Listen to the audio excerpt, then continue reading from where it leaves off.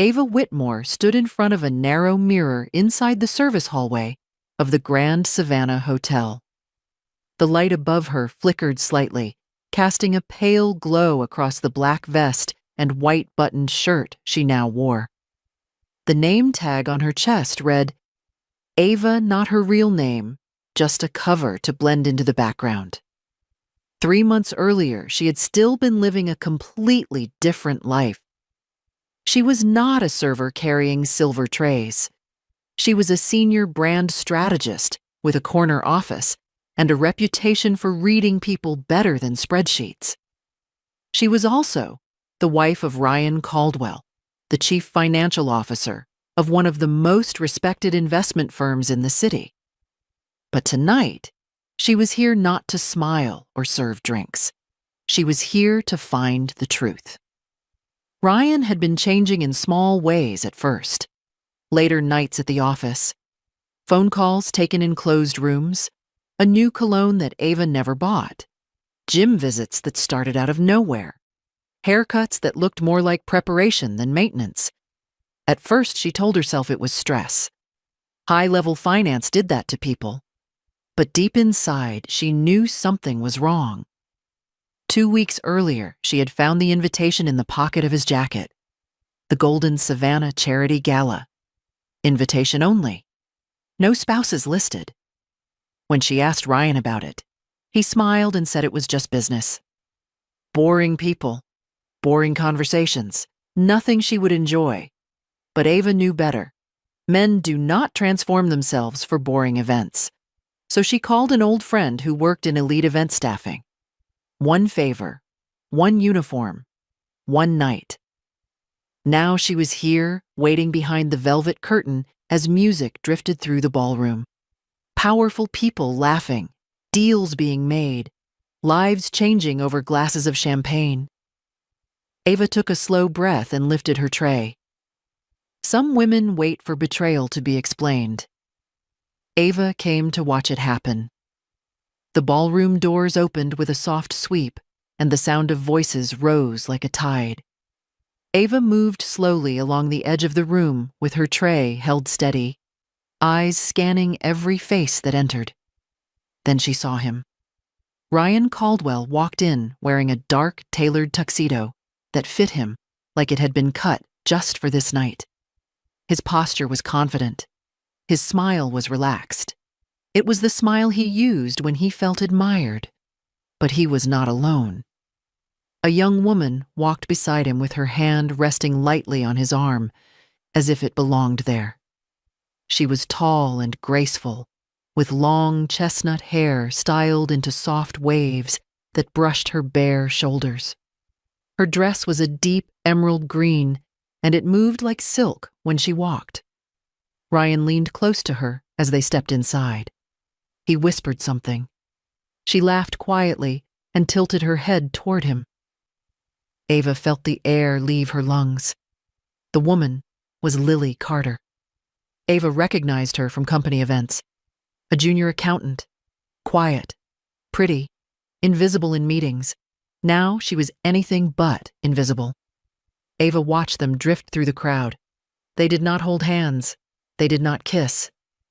But every movement between them was intimate. The way Ryan angled his body toward Lily, the way Lily leaned in when he spoke, the way he offered her a glass of champagne and she gently shook her head. "No, thank you," she said softly. Then she placed her hand on her lower stomach for just a moment. It was a small movement, almost nothing. But Ava saw it. Her heart began to race. Women do not refuse champagne at charity galas for no reason. They do not touch their stomachs that way unless something precious is growing inside them. Ryan noticed it too. His eyes softened. His hand briefly brushed Lily's shoulder. Protective. Proud. They were not hiding. They were simply not being obvious. Around them, the powerful guests smiled and nodded. Ava could see the looks being exchanged. People already knew. Ryan and Lily were not a secret here. Ava moved closer, pretending to refill glasses. She heard Ryan introduce Lily to a man in a dark suit. "This is Lily Carter," he said. "She works with me?" Lily smiled and shook the man's hand. Her fingers were relaxed and confident. The man raised an eyebrow and smiled knowingly. Ava wanted to scream, but instead she kept her face calm and her steps steady. Her marriage was ending right in front of her, and everyone in the room already knew. Ava did not drop the tray. She did not rush toward Ryan. She did not confront Lily. She simply turned and walked toward the service corridor with slow, careful steps, as if nothing inside her had just shattered. The hallway behind the ballroom was quiet and cool. The heavy music and laughter faded into a distant hum. Ava leaned one hand against the wall and closed her eyes for a single breath. This was not the moment to fall apart. This was the moment to decide. She took out her phone and dialed a number she had not used in years. Daniel Whitmore answered on the second ring. His voice was calm and steady the way it always was. "Ava," he said, "is everything all right?" "No," she replied, "but it will be." There was a pause. "Tell me what you saw." Ava described Ryan, Lily, the way they moved together, the hand on the stomach, the quiet certainty that this was not new. Daniel listened without interrupting. When she finished, he spoke slowly. "Do you want the truth or do you want a confrontation?" Ava did not hesitate. "I want the truth. Everything." "Then you need proof. Real proof. Not feelings, not suspicions, evidence that survives courtrooms and boardrooms." Ava looked back toward the ballroom door. She could still hear Ryan laughing. "Get it," she said. Daniel exhaled softly. "I will have someone there in 30 minutes. Ava hung up. For the first time in weeks, she felt something shift inside her. The panic was still there. The pain was still there. But now it had direction. Strong women do not collapse when they are betrayed. They organize. Ava straightened her uniform and walked back into the gala. This time she was not a wife watching her marriage die. She was a strategist watching a plan begin. Ryan Caldwell unlocked the front door just after dawn. The house was quiet in a way that felt unnatural. No soft music from the kitchen, no scent of coffee, no Ava calling out from upstairs. Ryan dropped his keys on the marble table and stepped inside. "Ava," he called. Nothing answered him. He frowned and walked farther into the house. The living room looked normal at first. Then he noticed the wall above the fireplace. The large coastal painting that Ava loved was gone. Only a faint outline of where it had hung remained. Ryan turned slowly. The glass display cabinet was still closed, but every shelf inside it was empty. Ava antique plates and small sculptures were gone. A cold feeling crept into his chest. He hurried up the stairs and pushed open the bedroom door. The bed was made perfectly flat like a hotel room. The closet doors were wide open. His side was untouched. Suits, shoes, ties, all exactly where he left them. Ava's side was empty. No dresses, no handbags, no shoes, not even the velvet hangers she loved. Ryan stared at the space where her life had been. "What is this?" he whispered. On the nightstand lay two things, Ava's wedding ring and a thick envelope. Ryan picked up the ring. It felt heavier than it should have. He turned it in his fingers, then slipped it into his pocket. He reached for the envelope and tore it open. The first page was not a letter. It was a legal document. Petitioner Ava Whitmore. Respondent Ryan Caldwell. Ryan laughed softly. "This is a joke," he muttered. He flipped the page. Photographs. Him and Lily walking out of a hotel together the night of the gala, kissing under streetlights. Timestamps, locations, clear and undeniable. His breath came faster. He turned another page. A letter on Whitmore and Associates letterhead. "Dear Mr. Caldwell, We represent Ms. Ava Whitmore in this divorce proceeding. By the time you read this, she has vacated the marital residence. Please review Clause 14, Section B of your prenuptial agreement. Ryan frowned. The prenuptial agreement. He remembered it well. He had insisted on it. He read the clause. If the primary income earner commits proven adultery, all marital assets, including real estate and company interests, transfer to the injured party.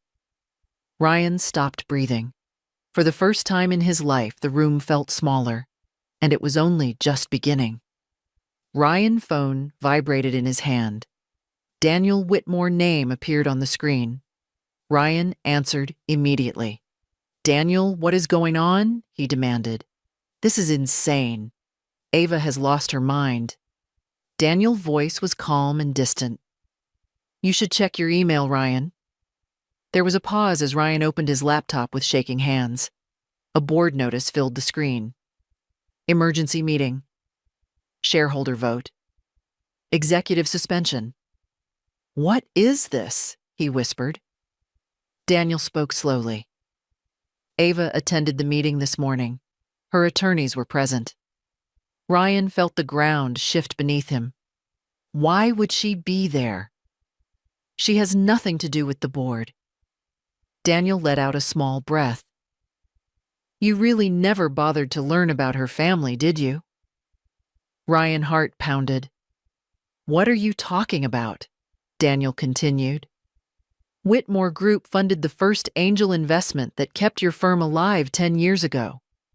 That money did not come from venture capitalists. It came from Ava's father." Ryan's mouth went dry. "That was anonymous." "Yes," Daniel said. "By design." Ryan sank onto the edge of the bed. Ava's father was not just a retired man who read books. He owned controlling shares across multiple companies, including this one. Ryan's voice cracked. "Ava does not even use that last name." "She chose not to," Daniel replied. "She wanted to be loved, not invested in." Ryan stared at the empty wall. Daniel delivered the final blow. Ava Whitmore owns 51% of the voting shares. She is the controlling shareholder. Ryan closed his eyes. "This morning," Daniel continued, "she removed you from your position." Ryan whispered. "You are lying." "No," Daniel said quietly. "You just never asked." The call ended. Ryan sat there alone, surrounded by the empty room. For the first time, he realized he had not married a dependent woman. He had married the owner of everything. Ryan had barely processed the last call when his laptop screen changed again. A new email arrived from the legal department. Subject line, internal audit notice. His stomach tightened as he opened it. A detailed spreadsheet filled the screen. Line after line of expenses. Hotels, flights, jewelry, private dining rooms, luxury gifts, all under project codes he had approved himself. Ashton Initiative, Meridian Consulting, Client Entertainment. He knew every one of those charges. They were not business. They were Lily. Ryan's hands began to shake as he scrolled. The numbers climbed higher and higher. $342,000. Company money. Not his bonus. Not his salary. Stolen. His phone buzzed again. This time it was the bank. "We regret to inform you that all accounts under your name have been temporarily frozen due to suspected financial misconduct." Ryan slammed his laptop shut. No, no, no. He ran to the closet and opened the wall safe. It was empty. No emergency cash. No documents. Nothing. On the shelf lay a small white note in Ava's handwriting. "There is nothing left for you." Ryan dropped the note and staggered backward. Everything he had built was collapsing at once. Not slowly, not gradually. All at once. The man who had controlled money for a living now had none, and he had no one left to blame but himself. Ryan sat on the edge of the bed with his phone in his hand. There was only one number left he could call. Lily. It rang 4 times before she answered.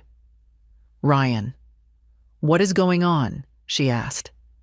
"People at the office are talking." "They are lying," Ryan said quickly. "The company is trying to get rid of me. I just need a place to stay for a few days." There was a pause. "Stay where?" she asked.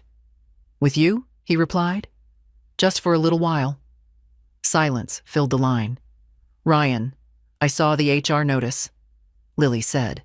"You were terminated for fraud?" "That is just politics," he insisted. "We will be fine. I promised you everything."